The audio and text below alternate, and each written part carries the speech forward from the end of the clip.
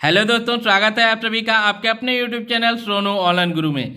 दोस्तों, आज मैं आप लोगों के लिए सीटेट एग्जाम 21 जनवरी 2024 पेपर सेकेंड का सीडीपी का आंसर की लेकर आया हूं। तो जो भी बच्चे सीटेट का एग्जाम दिए हैं वे सभी लोग अपना आंसर यहां से मिला लीजिएगा। और आप लोगों ने 30 क्वेश्चन में से कितने क्वेश्चन सही किए हैं ये आप लोग कॉमेंट बॉक्स में कमेंट करके बताइएगा। तो देखिए, ओ सीरीज का क्वेश्चन पेपर हमारे पास आया है और यहाँ पर मैं ओ सीरीज के सारे आंसर बताने वाला हूँ। बाकी आप लोग अपने क्वेश्चन पेपर के सीरीज के अनुसार अपना आंसर मिला लीजिएगा। तो देखिए, पहला क्वेश्चन पूछा गया था, अपठन वैकल्य या डिस्लेक्सिया एक डैश स्थिति है जो शिक्षार्थी की डैश की क्षमता को प्रभावित करती है। तो इसका सही आंसर हो जाएगा ऑप्शन नंबर 4, तंत्रिकीय या न्यूरोलॉजिकल ध्वनियों को प्रतीकों चिन्हों के साथ जोड़ने।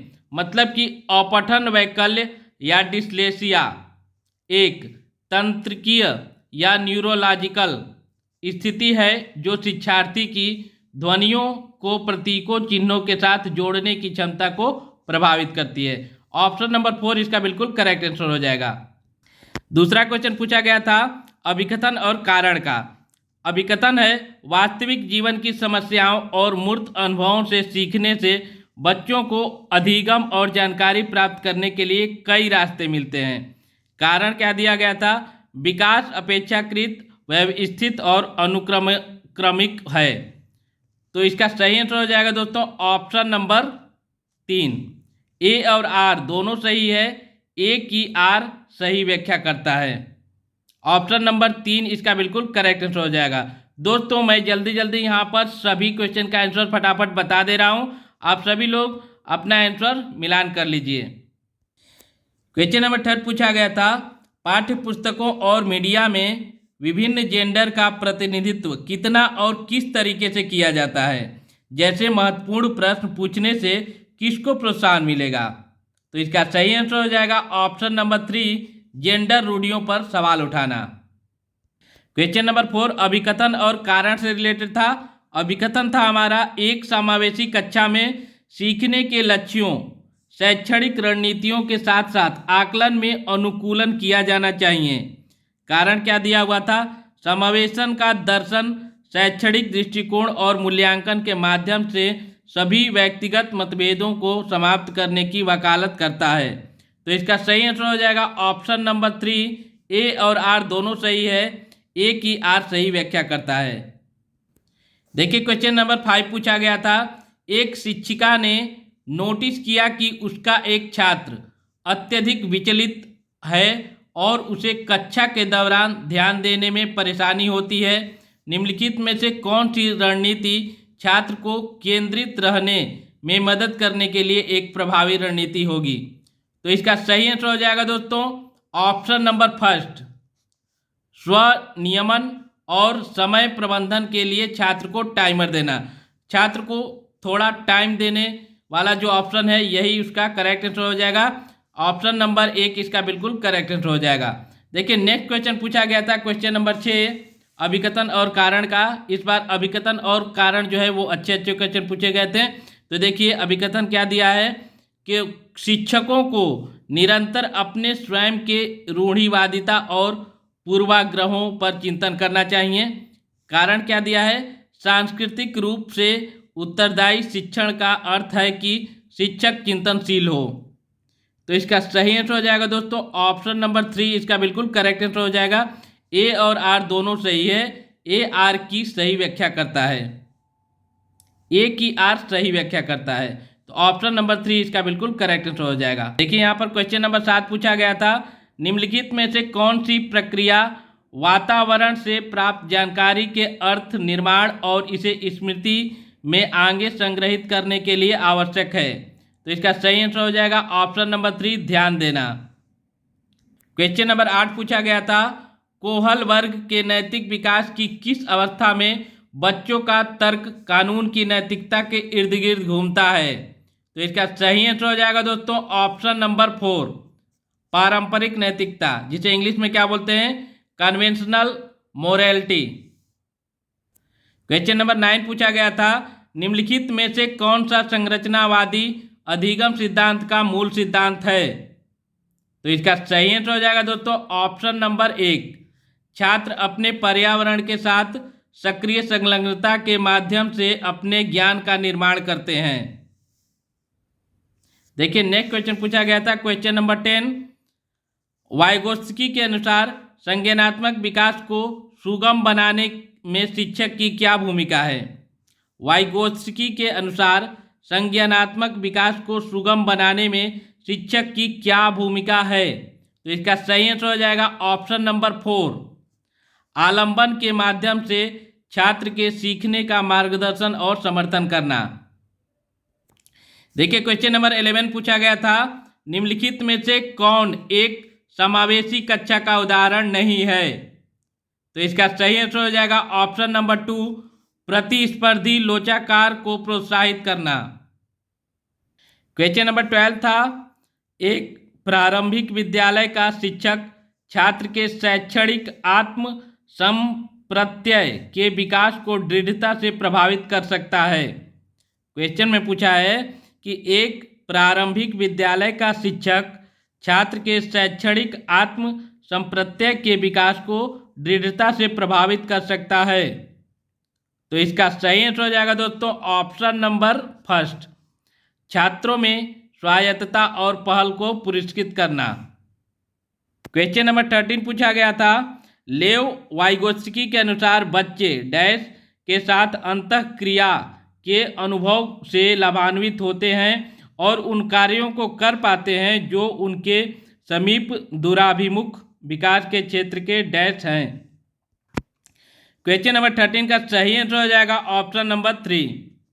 लेव वाइगोत्स्की के अनुसार बच्चे अधिक जानकार अन्य के साथ अंतःक्रिया के अनुभव से लाभान्वित होते हैं और उन कार्यों को कर पाते हैं जो उनके समीप दूराभिमुख विकास के क्षेत्र के अंदर है।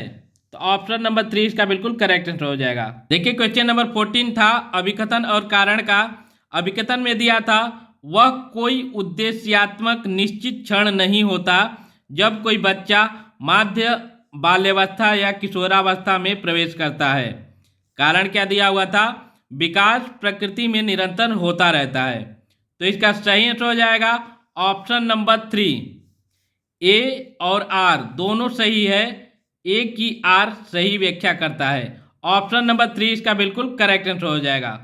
देखिए यहाँ पर क्वेश्चन नंबर 15 पूछा गया था, एक प्रगतिशील कक्षा में आकलन डैश। तो इसका सही आंसर हो जाएगा दोस्तों ऑप्शन नंबर 3, गतिशील होता है। क्वेश्चन नंबर 15 का सही आंसर हो जाएगा ऑप्शन नंबर 3, गतिशील होता है। एक प्रगतिशील कक्षा में आकलन गतिशील होता है।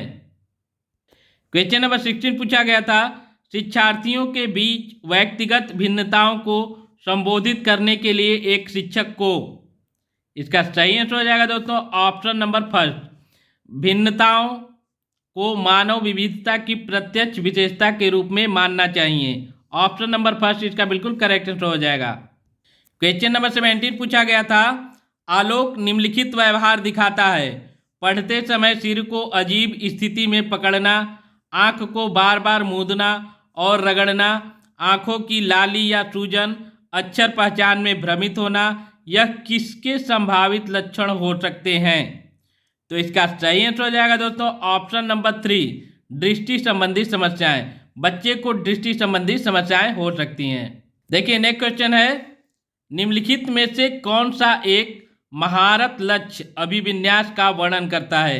देखिए क्वेश्चन नंबर 18 है ये और बहुत ही इंपॉर्टेंट क्वेश्चन है। निम्न में से कौन सा एक महारत लक्ष्य अभिविन्यास का वर्णन करता है? तो इसका सही आंसर हो जाएगा ऑप्शन नंबर 4, किसी कार्य के लिए अपनी कौशल और समझ को सुधारने पर ध्यान देना। क्वेश्चन नंबर 19 पूछा गया था, जिन पियाजे के अनुसार चिन्हों के लिए चिन्हों का प्रयोग करने की क्षमता, जैसे कि अक्षर x को अज्ञात अक्षर के लिए मानने की क्षमता डैश के दौरान विकसित होती है और विद्यार्थियों को डैश सीखने में सक्षम बनाती है। इसका सही आंसर हो जाएगा ऑप्शन नंबर 1, औपचारिक संक्रियात्मक अवस्था डैश बीजगणित और गणना। मतलब कि जिन पियाजे के अनुसार चिन्हों के लिए चिन्हों का प्रयोग करने की क्षमता, जैसे कि अक्षर x को अज्ञात अक्षर के लिए मानने की क्षमता औपचारिक संक्रियात्मक अवस्था के दौरान विकसित होती है और विद्यार्थियों को बीजगणित और गणना सीखने में सक्षम बनाती है। तो इसका ऑप्शन नंबर फर्स्ट बिल्कुल करेक्ट आंसर हो जाएगा। देखिए यहाँ पर क्वेश्चन नंबर 20 जो पूछा गया था वो अभिकथन और कारण का था। अभिकथन था छात्रों के अच्छा प्रदर्शन करने और स्कूल में बने रहने की अधिक संभावना है यदि उनको अपने स्कूल में भावनात्मक लगाव है और वे मानते हैं कि उनका होना मायने रखता है। कारण क्या दिया हुआ था? भावनाएं सीखने में महत्वपूर्ण भूमिका निभाती हैं। तो इसका सही आंसर हो जाएगा दोस्तों ऑप्शन नंबर 3। ए और आर दोनों सही है। ए की आर सही व्याख्या करता है। क्वेश्चन नंबर 21 पूछा गया था हमसे, निम्नलिखित में से कौन प्रगतिशील शिक्षा में शिक्षक की भूमिका का सबसे अच्छा वर्णन करता है? निम्नलिखित में से कौन प्रगतिशील शिक्षा में शिक्षक की भूमिका का सबसे अच्छा वर्णन करता है? तो इसका सही आंसर हो जाएगा दोस्तों ऑप्शन नंबर 4। शिक्षक बच्चों को प्रयोग करने के लिए विविध सामग्री प्रदान करता है और आवश्यकता पड़ने पर आलंबन प्रदान करता है। देखिए नेक्स्ट क्वेश्चन था हमारे लिए क्वेश्चन नंबर 22, निम्नलिखित में से कौन सा समाजीकरण की प्रक्रिया की विशेषता है? तो इसका सही आंसर हो जाएगा दोस्तों ऑप्शन नंबर फर्स्ट, इसका बिल्कुल करेक्ट आंसर हो जाएगा। मतलब कि यहाँ पर बी, सी और डी ये तीनों ऑप्शन सही हो जाएंगे। ऑप्शन नंबर फर्स्ट इसका बिल्कुल करेक्ट आंसर हो जाएगा। क्वेश्चन नंबर 23 पूछा गया था, किशोरावस्था के बारे में निम्नलिखित में से कौन सा कथन सही नहीं है? दोस्तों जब भी हमें निगेटिव क्वेश्चन में निगेटिव वर्ड पूछे तो हमें कुछ ऑप्शन को बहुत ही ध्यान से पढ़ना होता है, क्योंकि इसमें से 3 ऑप्शन जो होते हैं वो बिल्कुल सही होते हैं। जो गलत ऑप्शन होता है उसे ही हमें छांटना होता है। तो देखिए यहाँ क्वेश्चन में क्या बोल रहा है, किशोरावस्था के बारे में निम्नलिखित में से कौन सा कथन सही नहीं है? तो यहाँ पर हमें गलत ऑप्शन को खोजना है। तो देखिए इसका ऑप्शन नंबर 2 बिल्कुल करेक्ट आंसर हो जाएगा। विभिन्न संस्कृतियों के बच्चे एक समान तरीके से किशोरावस्था में प्रवेश करते हैं और इसे अनुभव करते हैं। देखिए क्वेश्चन नंबर 22, रचनात्मक मूल्यांकन के लिए कार्य की प्रगति को दर्शाते पोर्टफोलियो एक प्रभावी प्रणाली है क्योंकि? रचनात्मक मूल्यांकन के लिए कार्य की प्रगति को दर्शाते पोर्टफोलियो एक प्रभावी प्रणाली है क्योंकि? इसका सही आंसर हो जाएगा दोस्तों ऑप्शन नंबर दूसरा, इसका बिल्कुल करेक्ट आंसर हो जाएगा। मतलब कि ए, बी और डी इसका सही, ए, बी, डी जिसमें है वो वाला ऑप्शन सही हो जाएगा। ऑप्शन नंबर 2 इसका बिल्कुल करेक्ट आंसर हो जाएगा। देखिए नेक्स्ट क्वेश्चन हमसे पूछा गया था 25। क्वेश्चन नंबर 25 है, एक माध्यमिक स्कूल शिक्षक छात्रों को संकल्पनाओं और वास्तविक दुनिया के अनुप्रयोगों के बीच संबंध बनाने में मदद करके सार्थक सीखने को सक्षम बनाना चाहता है। निम्नलिखित में से कौन सी गतिविधि एक उपयुक्त शैक्षणिक रणनीति होगी? तो इसका सही आंसर हो जाएगा दोस्तों ऑप्शन नंबर 2 इसका बिल्कुल करेक्ट आंसर हो जाएगा। छात्रों को छोटे समूहों में वर्तमान मुद्दे पर शोध करने दें और अपने निष्कर्ष कक्षा में प्रस्तुत करें। देखिए क्वेश्चन नंबर 26 पूछा गया था हमसे, सुजाता नृत्य प्रतियोगिता में केवल इसलिए उत्सुकता से भाग लेती है क्योंकि वह नकद का प्रथम पुरस्कार जीतने में रुचि रखती है। देखिए क्वेश्चन था, सुजाता नृत्य प्रतियोगिता में केवल इसलिए उत्सुकता से भाग लेती है क्योंकि वह नकद का पुरस्कार जीतने में रुचि रखती है। सुजाता, अब इसका कौन सा ऑप्शन सही है हमें बताना है। तो क्वेश्चन नंबर 26 का ऑप्शन नंबर 4 बिल्कुल करेक्ट आंसर हो जाएगा, बाहरी रूप से प्रेरित है। देखिए क्वेश्चन नंबर 27 पूछा गया था हमसे, निम्नलिखित में से कौन सा एक ऐसे प्रश्न का उदाहरण है जिसमें छात्रों को जानकारी का विश्लेषण करने की आवश्यकता होती है। तो क्वेश्चन नंबर 27 का ऑप्शन नंबर फर्स्ट बिल्कुल करेक्ट आंसर हो जाएगा। To kill a mockingbird में लेखक प्रतीकवाद का उपयोग कैसे करते हैं। देखिए क्वेश्चन नंबर 28 हमसे पूछा गया था, जिन पियाजे का मानना था कि ज्ञान है अधिक जानकार अन्य लोगों के साथ बातचीत से सह निर्मित होता है। तो देखिए, जिन पियाजे का मानना था कि ज्ञान है, ऑप्शन नंबर फर्स्ट इसका बिल्कुल करेक्ट हो जाएगा। अधिक जानकार अन्य लोगों के साथ बातचीत से सह निर्मित होते हैं। क्वेश्चन नंबर 29 पूछा गया था हमसे, कोहल वर्ग के नैतिक विकास के सिद्धांत की कैरोल गिलिगन की आलोचना का केंद्रीय तर्क है। तो इसका सही आंसर हो जाएगा ऑप्शन नंबर 3, देखभाल की नैतिकता और नारीवादी दृष्टिकोण। देखिए, क्वेश्चन नंबर 30 पूछा गया था हमसे, अभिकथन और कारण का था। अभिकथन में दिया था, एक बच्चा किसी कार्य को करने में जितना कम सक्षम होता है, शिक्षकों को उतने ही अधिक संकेत व इशारे देने चाहिए, और जैसे जैसे बच्चा अधिक से अधिक कर सकता है, शिक्षक को कम से कम मदद करनी चाहिए। कारण क्या दिया था, बुद्धि को बुद्धि लब्धि की गणना करके सटीक रूप से नहीं मापा जा सकता। तो इसका सही आंसर हो जाएगा दोस्तों ऑप्शन नंबर 4। ए और आर दोनों सही है, लेकिन ए की आर सही व्याख्या नहीं करता है। ऑप्शन नंबर 4 इसका बिल्कुल करेक्ट आंसर हो जाएगा। तो दोस्तों, ये थे सीटेट एग्जाम 21 जनवरी 2024 पेपर सेकेंड का सीडीपी का आंसर की। तो आप लोगों ने इस 30 क्वेश्चन में से कितने क्वेश्चन सही किए हैं, ये आप लोग कमेंट बॉक्स में कमेंट करके बताइएगा।